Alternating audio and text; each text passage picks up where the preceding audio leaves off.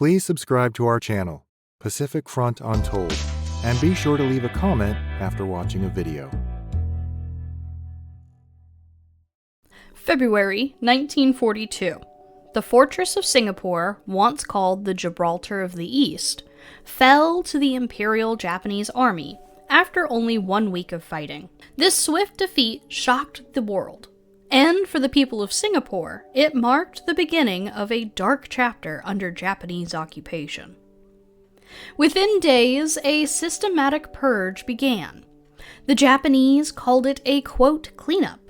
The local Chinese community, however, named it Sook Ching, which means purge through cleansing.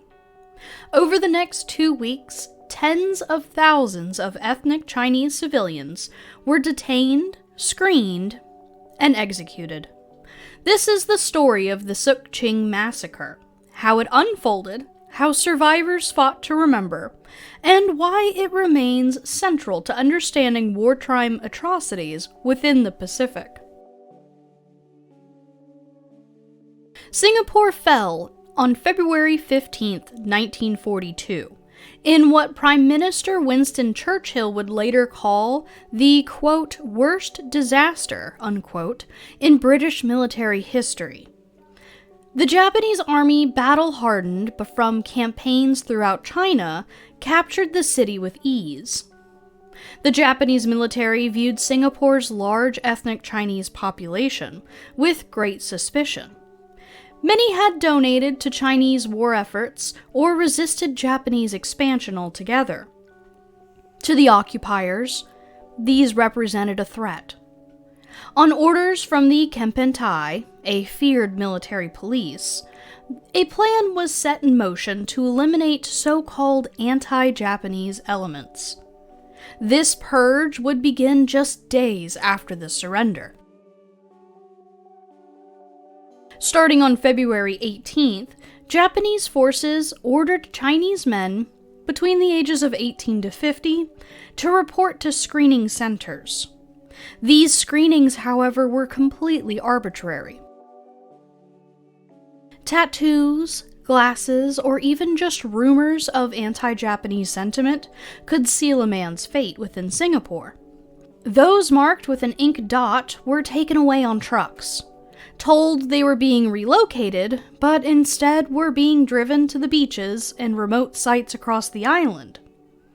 At these sites, victims were forced to kneel and were gunned down into prepared trenches. Some were even tied together and thrown into the sea. This purge lasted about 2 weeks. While the Japanese records claimed that only 5,000 men were killed, historians nowadays are estimating that in fact between 25,000 and 50,000 ethnic Chinese people lost their lives in Singapore alone. The killings were not confined to Singapore, remember. Similar purges took place throughout Malaya. In towns like Johor and Penang, thousands more ethnic Chinese were rounded up and executed. The operation extended Japan's campaign of terror, reinforcing occupation through intimidating intense fear.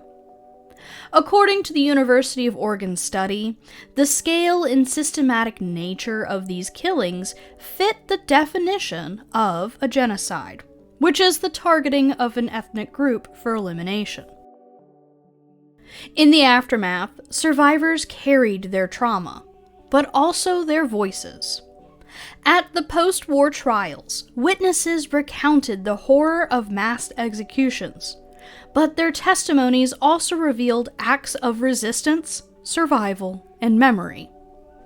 As legal scholar W.L. Chia explains, survivors were not just passive victims. They shaped the narrative of what happened, brought attention to collaborators, and ensured that the truth would be told. Justice was incomplete. With the restoration of Japanese sovereignty in 1952, many of those imprisoned were released early. While the trials acknowledged the atrocity of the time, it still left many families without closure. For years, the massacre remained a painful memory. In 1962, mass graves were uncovered, prompting the government to act. The Civilian War Memorial, completed in 1967, stands today with 4 towering pillars, representing Singapore's major ethnic groups. Beneath it lie urns containing the remains of thousands of victims. Historian Kevin Blackburn argues that the memorial served 2 purposes: to acknowledge the suffering of the Chinese community, and to weave that suffering into a broader narrative of national unity. Today, the story of Sook Ching is not only about death, it is about survival, justice, and memory. Former Prime Minister Lee Kuan Yew, himself a survivor of this occupation, reflected on how those years shaped Singapore's resolve to defend itself and its people. The massacre remains a reminder of how fear can be weaponized, and why the voices of survivors must never be forgotten. The Sook Ching Massacre is one of the darkest chapters in Singapore's history, and the history of the Pacific War. Its legacy lives on, not just in memorials, but in the lessons we pass on today. Thank you for joining the Pacific Atrocities education, as we remember this tragedy and honor the lives lost. We invite you to learn more and explore our resources at pacificatrocities.org.